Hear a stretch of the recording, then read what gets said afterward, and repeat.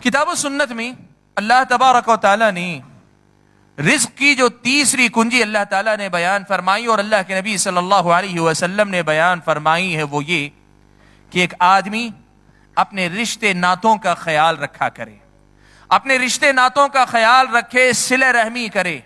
رشتوں کو ہمیشہ جوڑا کرے، چاہے وہ ماں باپ کا رشتہ ہو، اولاد کا رشتہ ہو، بھائی بہن کا رشتہ ہو،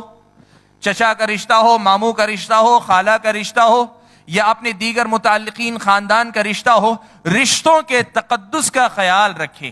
رشتوں کو پامال نہ کرے، اپنے یا پرائے رشتوں کو نہ توڑے،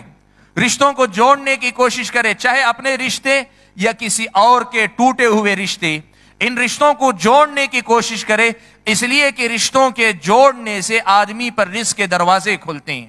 پیارے نبی صلی اللہ علیہ وسلم سے متعدد روایات، مختلف احادیث میں یہ بات اللہ کے نبی صلی اللہ علیہ وسلم سے وارد ہے کہ اللہ کے نبی صلی اللہ علیہ وسلم نے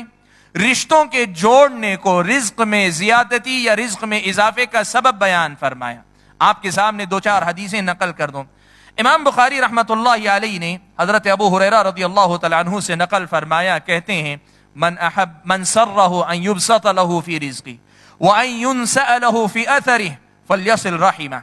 جس آدمی کو اس بات سے خوشی ہے یا وہ پسند کرتا ہے کہ اس کے رزق میں کشادگی کر دی جائے، اس کا رزق بڑھا دیا جائے یا اس میں کشادگی کر دی جائے، وَإِن يُنْسَأَ لَهُ فِي أَثَرِهِ، اس کی عمر میں اضافہ کیا جائے یا مرنے کے بعد اس کے نیک نام کو دیر تک باقی رکھا جائے، تو اس کو چاہیے کہ وہ اپنے رشتوں کو جوڑے رکھے، اپنے رشتوں کو جوڑ کر رکھے۔ یہ بات اللہ کے نبی صلی اللہ علیہ وسلم نے بیان فرمائی۔ متعدد احادیث میں اللہ کے نبی صلی اللہ علیہ وسلم نے یہ بات بیان فرمائی کہ رشتوں کا جوڑنا، رشتوں کے جوڑنے سے آدمی کے رزق میں اضافہ ہوتا ہے، رشتوں کے جوڑنے سے آدمی کے رزق میں اضافہ ہوتا ہے۔ پیارے نبی صلی اللہ علیہ وسلم سے مسند احمد کی روایت ہے،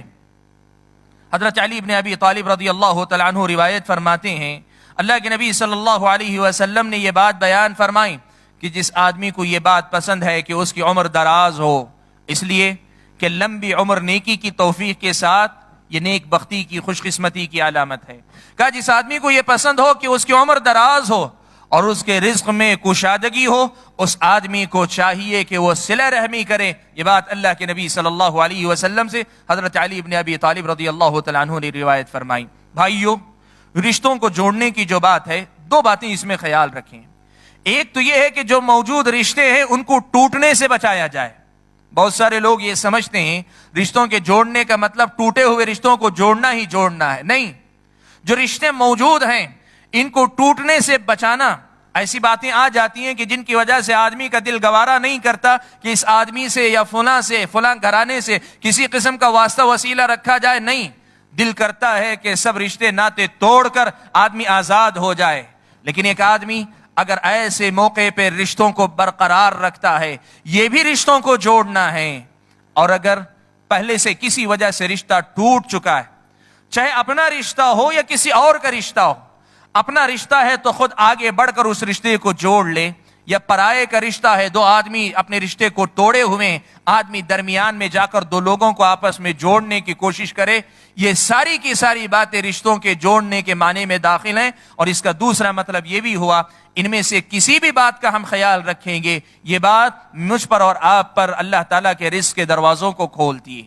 یہ رزق کی ایک اور کنجی ہے، رزق حاصل کرنے کا ایک اور راستہ ہے کہ رشتوں کے تقدس کا خیال رکھو۔ بھائیو، آج یقین مانیں ہم میں سے بہت سارے بھائی ایسے ہیں جن کی تجارتیں ناکام ہیں، دکان میں محنت بھی کرتے ہیں، اور سارے اسباب کو اختیار کرنے کے بعد ان کی سمجھ میں نہیں آتا کہ آخر نقصان کیوں ہو رہا ہے،